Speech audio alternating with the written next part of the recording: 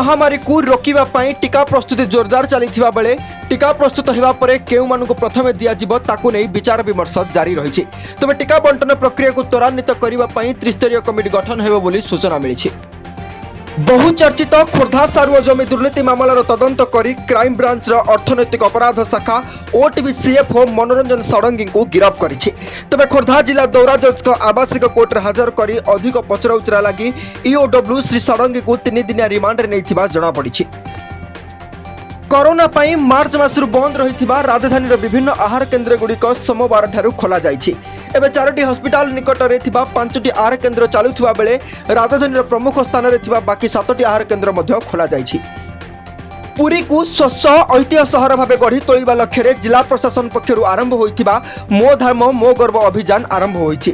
तबे पुरी गोवर्धन मठ परिसर रे जगतगुरु शंकराचार्य निश्चलानंद सरस्वती यार लोगो और टैगलाइन उन्मोचन करिथिबा बेले एही कार्यक्रम रे जिलापाल उपजिलापालक समेत बहु प्रशासनिक अधिकारी उपस्थित थिले।